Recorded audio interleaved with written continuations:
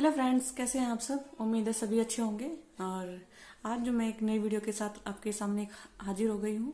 तो आज की वीडियो है जो है वो बहुत खास होने वाली है। उम्मीद है आप सब लोग पसंद करेंगे और उन लोगों के लिए बहुत खास है जो लोग सीटेट का पेपर देने वाले हैं। वैसे तो हर एग्जाम में ये जो है ये चीज़ अप्लाई करनी चाहिए, लेकिन अभी नियर जो है हमारा एग्जाम सीटेट का है 31 जनवरी को।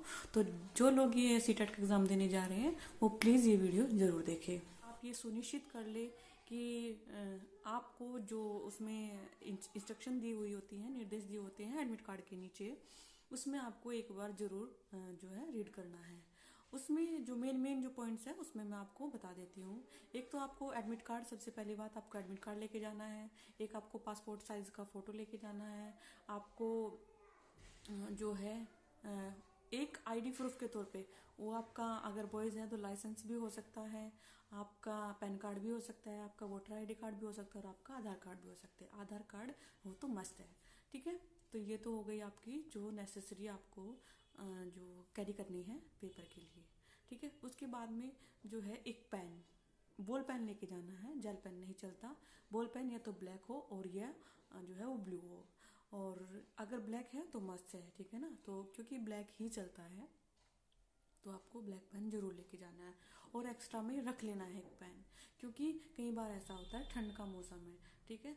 तो एक पेन अगर बंद हो जाए तो दूसरा पेन जो है आपको किसी से लेने की या टाइम वेस्ट करने की जरूरत ना पड़े, क्योंकि सीटेट में सबसे ज़्यादा जो आपको मैनेज करना है वो है टाइम। आपको सेव करके चलना है, टाइम सेव करके चलना है, क्योंकि पेपर जो है वो बहुत लेंथी होने वाला है। होने वाला क्या, हमेशा पेपर लेंथी होता है सीटेट का। तो उसमें जो है आपको, अगर आपका टाइम सेविंग, अगर आपने पहले से कुछ पेपर्स को अपने घर पे सोल्व किया हुआ है तो आपको पेपर पास करने से कोई नहीं रोक सकता, ठीक है। दूसरी चीज़ ये है कि कॉन्फिडेंस, है ना। आपको कॉन्फिडेंस पूरे पेपर तक बना के रखना है। कॉन्फिडेंस में ये है कि मान लीजिए आपको कोई क्वेश्चन नहीं आ रहा, एक नहीं आ रहा, दो नहीं आ रहा, चार नहीं आ रहे, पांच नहीं आ रहे, 10 नहीं आ रहे, तो आपको अपना मेंटिलिटी जो है वो, आपका मेंटल, आपका माइंड पॉजिटिव रखना है, ठीक है ना। आपको अपने दिमाग में 1% भी ये नहीं लेके आना कि मुझसे 10 क्वेश्चन नहीं हुए तो आगे का पेपर मैं कैसे पास करूंगा, मेरा कैसे क्वालिफाई होगा। ये चीज़ आपको नहीं सोचनी है। वो 10 क्वेश्चन है ना, तो 150 में से आपको क्वालिफाइंग अगर करना है तो 90 नंबर लेके आने हैं, ठीक है ना। और ये 90 नंबर, पॉजिटिव माइंड जो रख रहा है, 90 नंबर तो बहुत छोटी सी चीज़ है, ठीक है। तो आपको सबसे पहले आपको जो सामान कैरी करना है, पेन्स या आपका जो भी हो, आपको ये कैरी करना है। दूसरी चीज़ हो गई कि आपको कॉन्फिडेंस बना के रखना है। और तीसरी चीज़, तीसरे पॉइंट पे नज़र डालते हैं। तीसरा पॉइंट क्या है कि आपको कुछ आपने वीडियो में देखा होगा कि कह रहे हैं घोषणा पत्र लाना है, घोषणा पत्र लाना है। तो आपको इतनी टेंशन नहीं लेनी है। जब आप एडमिट कार्ड वेबसाइट से निकालोगे तो उसके साथ में एक पेज आएगा, ठीक है। उस पेज को कुछ जो है ऑप्शन दिए होंगे, उसमें जो है एक सर्कल भी बना होगा उनके सामने। जैसे आपको कोल्ड है, फीवर है या कफ है, यानी बुखार, खांसी या जुकाम, आपको कुछ भी है तो उसके आपके सामने, आपको उसके सामने टिक करना है, ओके, राइट का निशान करना है। और अगर आपको नहीं है तो कुछ नहीं करना, ठीक है। नन नहीं करना, कुछ नहीं करना है। आपको वो दूसरा पेपर भी अपने साथ कैरी करना है विद एडमिट कार्ड, ओके। हमारे 3 पॉइंट्स हो गए। अब चलते हैं चौथे पॉइंट की तरफ। चौथा पॉइंट सबसे नेसेसरी पॉइंट, सबसे इम्पोर्टेंट पॉइंट, क्योंकि यही तय करता है, यही डिसाइड करता है कि आपकी कॉपी चेक होगी या नहीं। आपने कितनी भी तैयारी की हो, आपने कितना भी पढ़ा हो, आपने कितने भी मार्क्स का जो है वो पेपर सोल्व कर रखा हो, लेकिन अगर आपकी एंट्री सही नहीं होगी, अगर आपकी एंट्री सही फिल नहीं होगी, अगर आपकी जो OMR सीट में है, OMR सीट में अगर आपको जैसे नेम होता है, रोल नंबर होता है, फादर्स नेम होता है और जी आपका रजिस्ट्रेशन नंबर होता है। सबसे ज़्यादा जो गलती करते हैं वो बच्चे रजिस्ट्रेशन में करते हैं, रजिस्ट्रेशन में। और एक जो पेपर कोड होता है ना, उसमें पेपर कोड अलग तरह के होते हैं सीटेट में। तो जैसे PQRS हो गया, 4 सेट बनते हैं, PQRS हो गया, ये ZLMNOP ऐसे हो गया। तो इस चीज़ में क्या है कि वहाँ पे 3 आपको बॉक्स मिलेंगे और आपको 2 एंट्री भरनी होती है। तो ये आपको फील जब तक नहीं करनी है जब तक आपके रूम में जो इन्विजिलेटर होता है, अगर वो आपको सही से तब तक नहीं बता देता, तब को आपको वो एंट्री छोड़नी है या फिल नहीं करनी है। लेकिन समय से फिल कर देनी है, पूछ करके, किसी से बात करके, ओके। और ठीक है, क्योंकि OMR सीट में अगर आप एंट्री सही करते हैं तभी आपकी जो मशीन है वो कॉपी चेक कर पाती है, अदरवाइज नहीं कर पाती। ठीक है, तो आपको पेपर क्वालिफाई करने के लिए ये जो है आपको ये जानना बहुत ज़रूरी है कि आप जो है जिस OMR सीट का, यानी कि आपने रजिस्ट्रेशन नंबर भर दिया तो उसके सामने वही गोले काले करने, और गोले ठीक से काले करने होते हैं। कुछ बच्चे क्या है कि आधे सर्कल होता है ना, उसको गोले काले कर देते हैं, कुछ बाहर निकाल देते हैं। तो आपको बहुत फ्लेक्सिबिलिटी के साथ में आपको गोले काले करने हैं। ओके, अब चलते हैं अंतिम बिंदु और लास्ट बिंदु की तरफ में, यानी कि जो आपको पेपर पास करने के लिए, सफलता दिलाने के लिए इस पेपर में वो बहुत इंपॉर्टेंट रोल प्ले करेगा। वो है कि आपको पेपर खोलने से लेकर के और पेपर आपके जब तक कॉपी सबमिट नहीं हो जाती तब तक आपको पॉजिटिव ही रहना है। आपको पॉजिटिव ही रहना है। अब पॉजिटिव कैसे रहना है, देखो वहां पे आपको मैंने बता भी दिया था। अब कुछ क्वेश्चन कुछ पेपर मैंने आपको सीटेट के सोल्व कराए हैं, यूपीटेट के सोल्व कराए हैं। तो सीटेट में आपको पेडागोजी पढ़ने में टाइम लगेगा। ठीक है, पेडागोजी पढ़ने में टाइम लगेगा। कुछ सब्जेक्टिव क्वेश्चन ऐसे भी हैं कि आपको उनमें भी टाइम लगेगा, है ना। तो आपको अपना टाइम वहां पे लेके उस टाइम को वहां पे कंज्यूम करना है जहां से आपने जो है वो लगता है कि जो ये क्वेश्चन है ज्यादा टाइम लेने वाला है। अब मैं आपको बता दूं कि कौन सा सेक्शन पहले सोल्व करना है। उसमें 5 सेक्शन होते हैं। 1 होता है, फर्स्ट होता है हिंदी, और सेकंड होता है आपका अंग्रेजी या संस्कृत या आपकी दूसरी लैंग्वेज जो भी हो, एक्सेट्रा। ओके, और थर्ड में आपका जो सब्जेक्टिव है, अगर आप साइंस ग्रुप से हैं तो आपका मैथ होगा, और अगर आप आर्ट साइड से हैं तो आपका जो है वो आर्ट ग्रुप से ही होगा। ठीक है ना। और फिर है फोर्थ सेक्शन में क्या आता है कि फोर्थ सेक्शन में जो भी आप जिस भी सब्जेक्ट से हैं, जैसे आर्ट ग्रुप से हैं तो उसके ही 7 क्वेश्चन बना के दे दिए जाते हैं, और जो आप साइंस ग्रुप के हैं तो 30 क्वेश्चन मैथ्स के होते हैं और 30 क्वेश्चन साइंस के होते हैं। तो फोर्थ सेक्शन हो गए। अब आते हैं 5वें सेक्शन की तरफ, यानी कि साइकोलॉजी। ठीक है ना। तो आपको सबसे पहले सेक्शन वही लेना है जो आपको लगता है कि सबसे इजी होता है, और मैं अपने अनुसार नहीं, आप पेपर सोल्व आपको करना है। ठीक है, तो आपको ये डिसाइड करना है कि आपके लिए सबसे इजी सेक्शन कौन सा है। ठीक है ना। तो कुछ लोग जो है मैथ्स को कहते हैं कि सबसे बाद में लिया जाए, और ये लेना भी चाहिए क्योंकि मैथ्स टाइम टेकिंग होता है ना। तो आपको सबसे पहले हिंदी पे जाना है ना। हिंदी बहुत इजी होती है, और हिंदी में आपको जो क्वेश्चन आपने सेक्शन खोला हिंदी को जाइए और अगले क्वेश्चन पे जो है वो बढ़ जाइए। ठीक है, और कुछ पैराग्राफ है, पैराग्राफ से सभी के क्वेश्चन लग जाते हैं। तो आप पैराग्राफ पढ़ने से पहले आपको क्वेश्चन पढ़ने हैं, है ना। क्या कहा मैंने कि पैराग्राफ पढ़ने से पहले आपको क्वेश्चन पढ़ने हैं। क्वेश्चन पढ़ने से आपको ये पता लग जाएगा कि मुझे पैराग्राफ कितना पढ़ना है। पैराग्राफ पूरा पढ़ने की आवश्यकता नहीं होती। कुछ बच्चे क्या है कि सबसे पहले उसको पैराग्राफ को पढ़ते हैं और फिर बाद में क्वेश्चन देखते हैं। आपको ये गलती कभी नहीं करनी है। आपको पैराग्राफ जो है वो बाद में पढ़ना है। क्वेश्चन को पहले ये नजर डालनी है कि आखिर क्वेश्चन में पूछा क्या है, मुझे वही लाइन आप जो है वो रीड करनी है और क्वेश्चन सोल्व करनी है।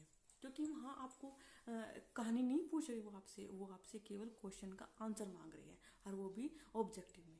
ठीक है ना, आपको लिखित में डिस्क्रिप्टिव नहीं है। उसके बाद जो है लैंग्वेज में अक्सर बच्चों को कंफ्यूजन होता है। क्या कंफ्यूजन होता है बच्चों को कि मान लीजिए आपने लैंग्वेज फर्स्ट जो है हिंदी ली है ना। कुछ बच्चे लैंग्वेज फर्स्ट इंग्लिश लेते हैं, जो इंग्लिश उसमें आते हैं। तो आपको वहां पे जैसे आप पेज पलटेंगे, पेज खोलेंगे तो एक पेज पलटने से पहले एक बॉक्स में लिखा हुआ मिलेगा, आपने प्रथम भाषा के तौर पे अगर हिंदी ली है तो उसी सेक्शन को सोल्व करें, है ना। उसके बाद आप पलटेंगे, जैसे आप दूसरी लैंग्वेज पे जाएंगे तो वहां लिखा मिलेगा पलटने से पहले ही कि अगर आपने द्वितीय भाषा के रूप में अंग्रेजी, संस्कृत या अपनी कोई क्षेत्रीय भाषा ली है तो उसको उसी सेक्शन को सोल्व करना है। ठीक है ना।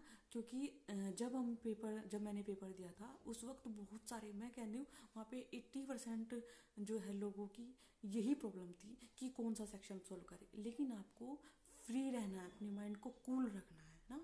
अपनी माइंड को कूल रखना है और आपको सोचना है। कुछ बच्चे ऐसे मिलेंगे जो आपको फर्स्ट टाइम पेपर दे रहे होंगे तो वो हेजिटेट हो जाते हैं, वो घबरा जाते हैं कि नर्वस हो जाते हैं एकदम से कि ये क्या हो गया और ये फर्स्ट भाषा कौन सी दी गई, सेकंड भाषा। तो आपको एक बार एडमिट कार्ड में देखना है फर्स्ट लैंग्वेज कौन सी है, आपको फर्स्ट लैंग्वेज पे जाना है। सेकंड लैंग्वेज आपने कौन सी चूज की है, आपको सेकंड लैंग्वेज पे जो है वो सोल्व करना है। लैंग्वेज की बात होगी, लैंग्वेज के बारे में कोई भी गलती मत करना। उसके बाद में क्या है, आपने लैंग्वेज सोल्व कर दी। अब ये है आपने फर्स्ट जो है हिंदी का सेक्शन ले लिया, वो आपने सोल्व कर दिया, तो उसमें जो है आपको कोई कुछ जो है वो कॉन्फिडेंस आएगा। कॉन्फिडेंस ये आएगा कि चलो कुछ तसल्ली है कि हाँ मेरा एक सेक्शन क्लियर हो गया। जब हम क्वेश्चन सोल्व कर लेते हैं ना और हमें लगता है कि हमारा जाना पहचाना सा आ गया, तो हमको जो है आगे बढ़ने में कॉन्फिडेंस भरपूर मात्रा में आ जाता है। अब आपको सेकंड जो है वो साइकोलॉजी लेनी है ना, क्योंकि मैं तो अपना बताऊंगी, मैंने साइकोलॉजी लिया था, मुझे साइकोलॉजी में बड़ा मजा आता है साइकोलॉजी सोल्व करने में।